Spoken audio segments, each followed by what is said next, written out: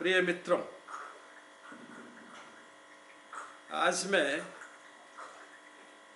आप लोगों से कज़न मैरिज के विषय पर बात करूंगा। भारत से बहुत से धर्मों में, जातियों में, समुदायों में, ट्राइबल रीजन्स में विद इन ब्लड मैरिज का रिवाज है।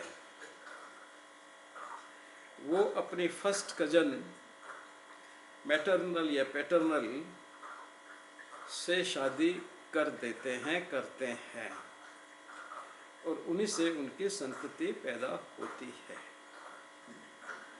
इस विषय को निकट पास्ट में काफ़ी चर्चा की गई है, बाहर भी, साइंटिफिक कम्युनिटी में भी और सोशल मंचों पे भी इस पे काफ़ी विचार हुआ है।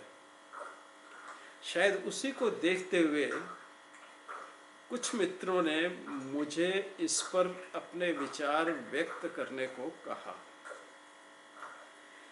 कि किस आधार पे, किस वैज्ञानिक आधार पे इस तरह की मैरिजेज या शादियां होनी चाहिए या नहीं होनी चाहिए। यानी कि with in blood, sister brother में, बहनों भाइयों में जो खून का रिश्ते से हैं या जिसको इन ब्रीडिंग भी कहते हैं, वह इन ब्रीडिंग होनी चाहिए समाज में या नहीं होनी चाहिए। अब तक की जितनी भी मेडिकल स्टडीज़ इसमें हुई हैं या जेनेटिकल स्टडीज़ इसमें हुई हैं या पीरियडिक स्टडी हुई है या नवजात शिशुओं में जो स्टडीज़ हुई हैं, उनके आधार पे यह बिल्कुल कहा जा सकता है कि कज़न मैरिजेज में, यानी कि भाई बहनों की मैरिजेज में होने वाले बच्चों को रिस्क रहती है। किस चीज़ की रिस्क रहती है? सबसे बड़ी रिस्क तो है जेनेटिक बर्थ डिफेक्ट्स,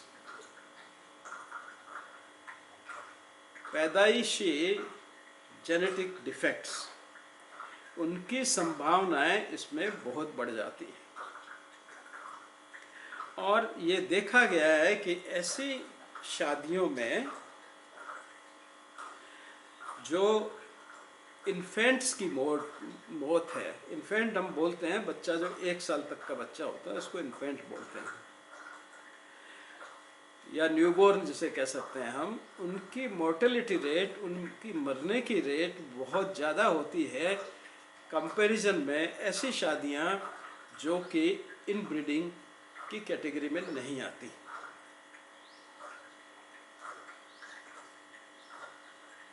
इसीलिए ये सोचा गया कि लोगों को इसके बारे में शिक्षित किया जाए, उनको बताया जाए कि इन ब्रीडिंग से क्या क्या नुकसान हो सकते हैं, जिससे कि वो ऐसी व्यवस्थाओं को और ऐसे रिवाजों को कम कर सकें।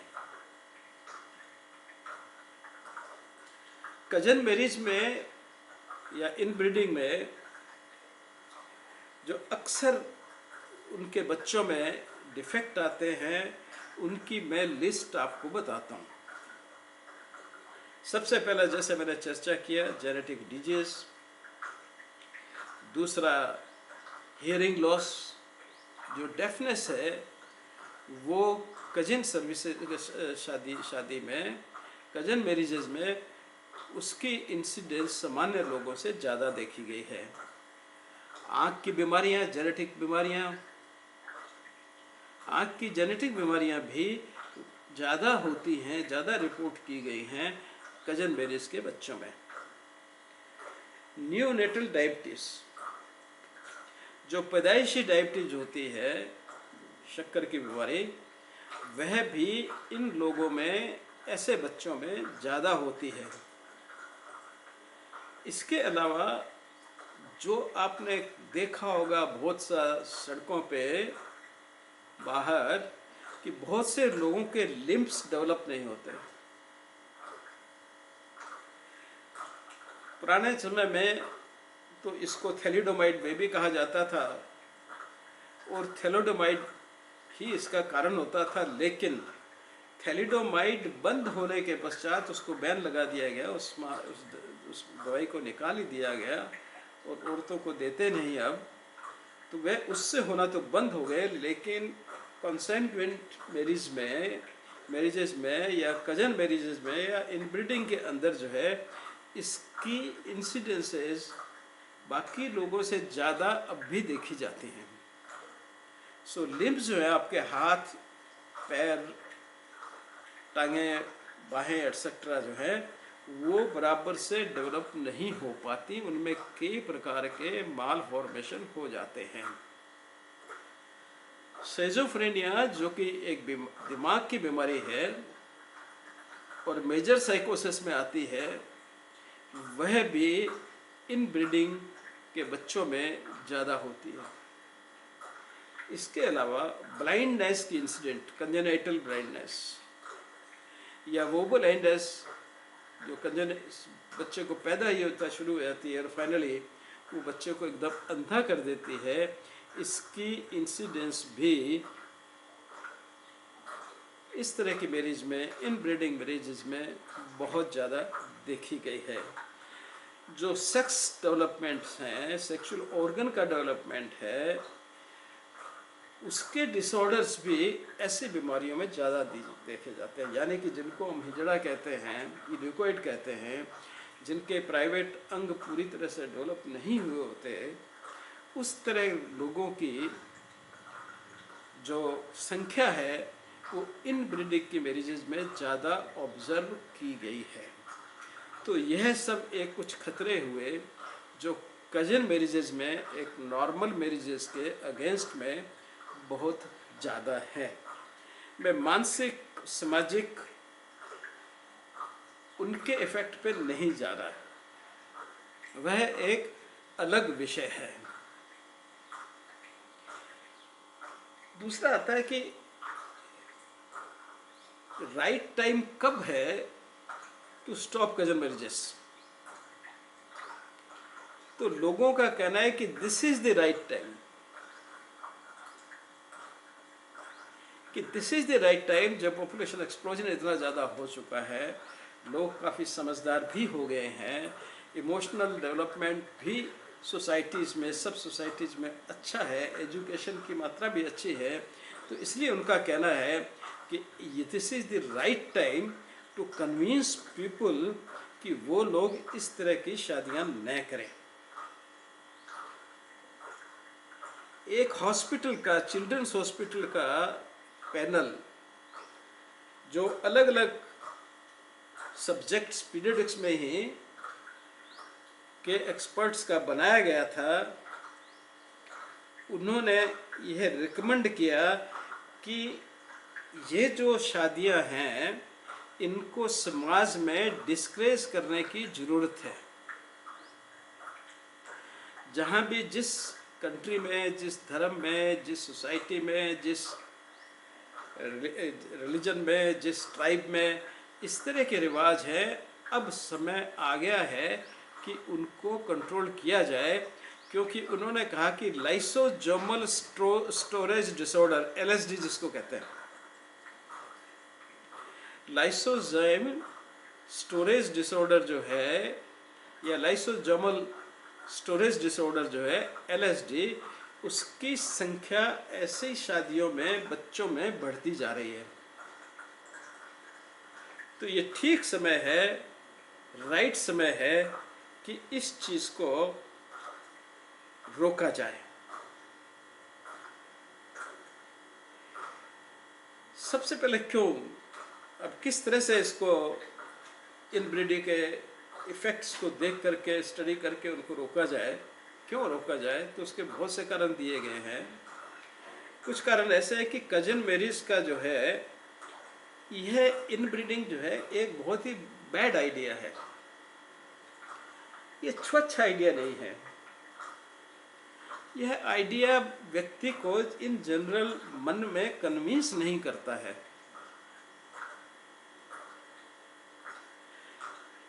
अधिकतर जानवरों में भी इस तरह का रिश्ता कम पाया जाता है। जैसे जानवर है, लेकिन जिनमें उनमें पाया जाता है जिनकी मेमोरी शॉर्ट टर्म होती है। जैसे कुत्ते की मेमोरी रिगार्डिंग उसकी सेक्सुअल रिलेशनशिप या मैरिज जैसे कह दीजिए, वो सिर्फ उसके साल के उस पीरियड के लिए 1-2 महीने के लिए होती है जब वो उसमें सेक्सुअल हार्मोन सीक्रेट हो रहे हैं, उसके बाद भूल जाता है, तो उसको क्षम्य मान सकता है। दूसरा, हम सब जानते हैं कि हम सब में जेनेटिक डिफेक्ट होते हैं।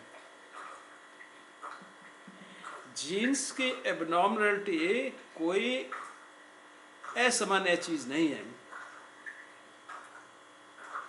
और ऐसी शादी में जहाँ की कोई व्यक्ति आपसे रिलेटेड नहीं है या आपके लीनियर जो जेनेटिकल लीनियसी है, लीनियर लाइन है, उसका नहीं है, तो संभावनाएं आपके जीन की नेक्स्ट जनरेशन में जाने की बहुत कम हो जाती हैं, रादर ना के बराबर हो जाती हैं। लेकिन आप अगर कजन मैरिज में या इनब्रीडिंग कर रहे हैं तो वही जीन वहाँ रिवॉल्व कर रहे हैं, तो वो कहीं भी 2 जीन मिलकर के डोमिनेंट हो जाएंगे और उन बीमारियों का प्रेसिपिटेशन बढ़ता जाएगा। और फिर एक में डोमिनेट हो गए, फिर उससे आगे कजन से शादी हो गई, तो वो जीन्स जो है उसी में कैद हो जाएंगे और वो बीमारियां ज़्यादा करना शुरू कर देंगे। इसलिए भी यह किसी भी तरीके से सही नहीं है। एक जो अच्छा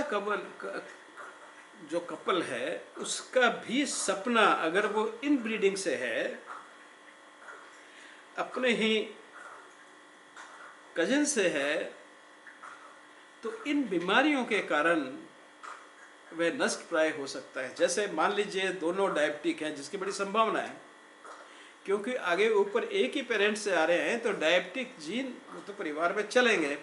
और वही 2 परिवार के लोग अगर आपस में शादी कर लेते हैं तो अब उन्होंने ये 100% तय कर लिया है कि उनके आने वाले बच्चे डायबिटिक होंगे ही होंगे। और हो सकता है वो बच्चे जुवेनाइल डायबिटिक हो जाएं, यानी पैदाइशी डायबिटिक हो जाएं। अब जो पैदाइशी डायबिटिक हो जाएंगे तो उनका जीवन एक नर्क की तरह हो जाएगा, बहुत डिफ़िकल्ट हो जाएगा। यानी पैदा होने के बाद ही उनको इंसुलिन पे और थ्रू आउट लाइफ उनको इंसुलिन पे डिपेंडेंट होके काटनी पड़ेंगी और लाइफ में कई तरह के रिस्ट्रिक्शंस भी आ जाएंगे और बहुत सी चीज़ों का उनको ध्यान, इन्फेक्शन वगैरह का ध्यान अपने को बचाने को रखना पड़ेगा।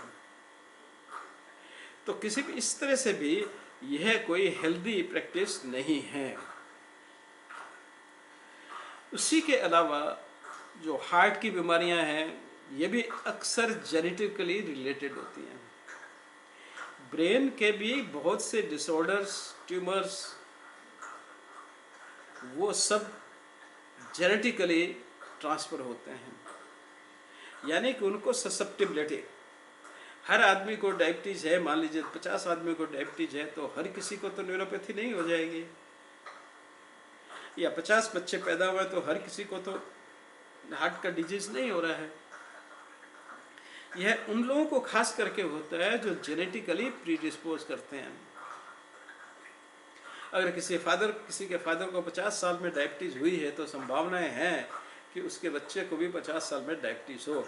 अब उसने ये डायबिटीज़ का अपने फादर से इनहेरिट किया था, अब उसका दूसरा भाई भी है, हो सकता है उसमें भी जेनेटिक डोरमेंट वे में बैठा हो, वो डायबिटिक नहीं हो, लेकिन वो जीन तो उसने कैरी किया है, वो जीन हो सकता है उसके बच्चे में आ जाए। अब ये आगे के दोनों बच्चे 3rd जनरेशन वाले जब आपस में मिलेंगे और उनसे जो बच्चे पैदा होंगे वो दोनों जीन मिलके डोमिनेट हो जाएंगे और वो जुवेनाइल डायबिटिक हो जाएगा। तो ये सच होगा चाहे हार्ट डिजीज हो, चाहे कोरोनरी आर्टरी डिजीज है, चाहे हाइपरटेंशन है या और किसी मेटाबॉलिक डिसऑर्डर्स है, यहाँ तमाम एक लंबी लिस्ट है हेरिडिटी डिजीज की। तो अब तो हर आदमी मानता है कि हर चीज जेनेटिकली ही ट्रांसफर हो रही है। आपकी इम्यूनिटी भी जेनेटिकल है, resistance to fight disease genetics है, आपकी vulnerability to particular kind of infections, particular kind of tumours, cancers, तो ये सारे के सारे क्या है कि जेनेटिकली डिटरमाइंड होते हैं। और अगर वो जीन पूल खाली एक ही फैमिली में घूमता रहेगा तो फाइनली वो सबको इन्वॉल्व कर लेगा।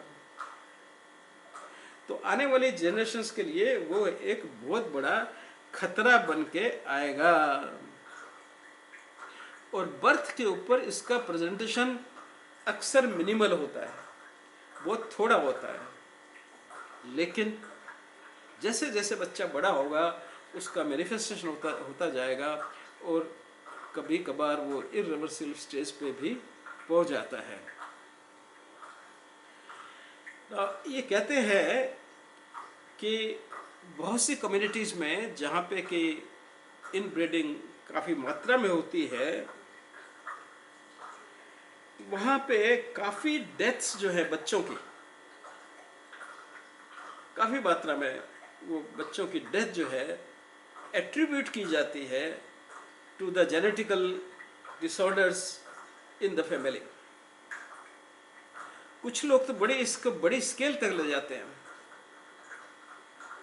कि साहब इनका नंबर बहुत ज़्यादा होता है, लेकिन क्योंकि अभी उनकी जांच की सुविधाएं अवेलेबल नहीं होती हैं, हर जगह जेनेटिक स्टडीज़ का प्रोविज़न नहीं होता, और पर्टिकुलरली कंट्रीज़, इंडिया जैसी कंट्रीज़ जहाँ पे 140 करोड़ लोग हैं, कितना भी प्रयास कर लो हर व्यक्ति तक ऐसी सेवाएं पहुँचाने में अभी समय लगेगा। तो वहाँ पे ये प्रोबेबिलिटी जो बच्चों की डेथ है जल्दी ही पैदा होने के बाद में जेनेटिकल डिसऑर्डर्स या हेरिडिटरीली ट्रांसफर डिजीज, ये जरूर नहीं है, कुछ डिजीज ऐसे जो हेरिडिटरीली ट्रांसमिट होती है, जीन में डोरमेंट वे में या रिसेसिव वे में पड़ी रहती है और आकर के प्रेसिडेंट होती है। तो वो अगर इनब्रीडिंग होगी तो उन सब को हर समय अपना रूप जाहिर करने का मिल जाता है।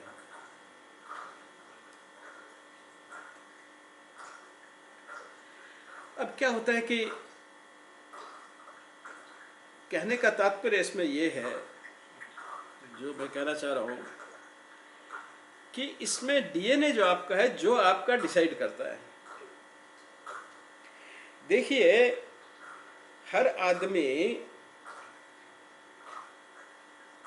जो बनता है वो 46 क्रोमोसोम से बनता है। हमारे बॉडी के हर सेल में 46 क्रोमोसोम्स होते हैं।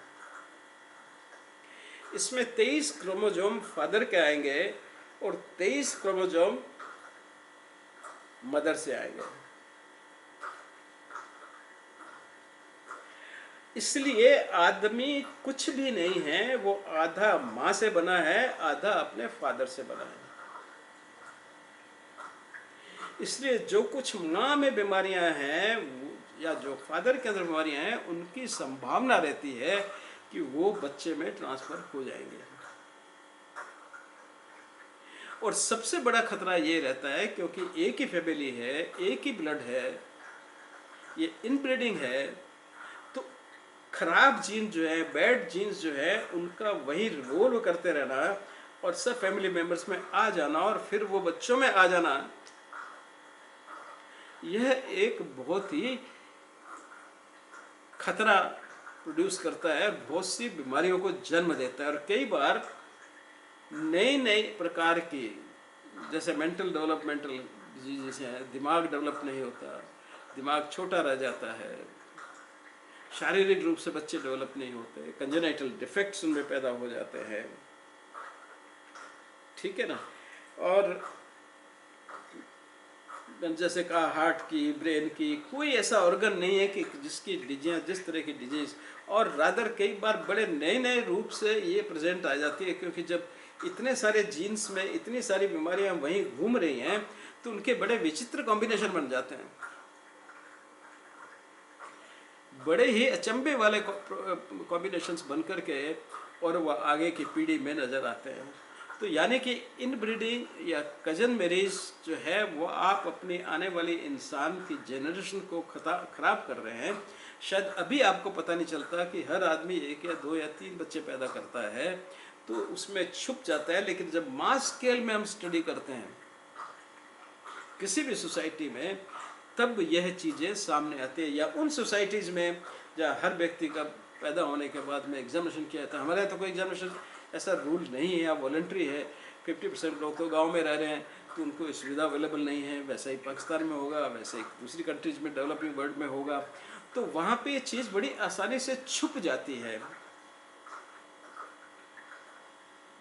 और फिर अशिक्षा होने के कारण, इलिटरेसी होने के कारण कोई इसका एप्रिसिएशन भी नहीं रहता, और कुछ हो जाता है तो आदमी की, भगवान की देन है या अल्लाह की देन है, ये मान करके अपने आप को संतुष्टि कर लेता है, और उसका लार्जर सामाजिक स्केल पे उन चीज़ों का कभी एप्रिसिएशन नहीं हो पाता कि हम कितना नुकसान उठा रहे हैं। और वैसे भी सुनने में, जानने में यह एक बैड प्रैक्टिसेस लगती हैं, क्योंकि यह इंसान के स्वभावगत नहीं हो रही। यह जो इंसान का एक नॉर्मल स्वभाव है उससे हटकर हो रही हैं। तो इसलिए इनको सुधारना या इनको ठीक करना बिल्कुल होना चाहिए। मेरे हिसाब से तो इसके अगेंस्ट में कुछ कानून बनाना चाहिए, और बहुत से कंट्रीज में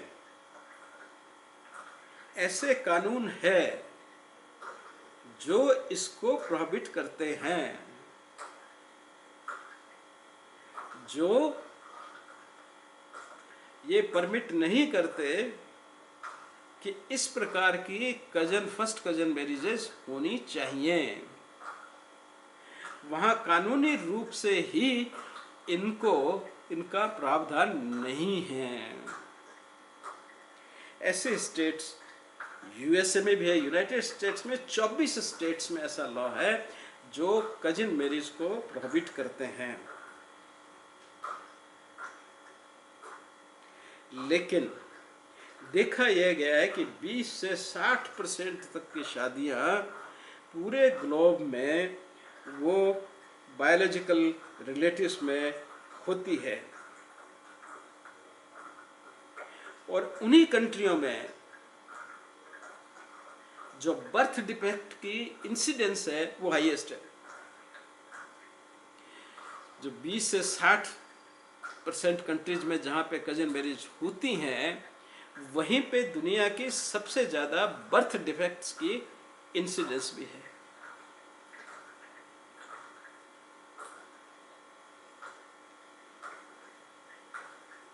तो इस तरह से जैसे हमने बताया कि तमाम तरह की बीमारियां, प्रैक्टिकली कोई अंग नहीं है जिसका इन्वॉल्वमेंट जेनेटिकली इनब्रीडिंग से या कजन मैरिज से न हो।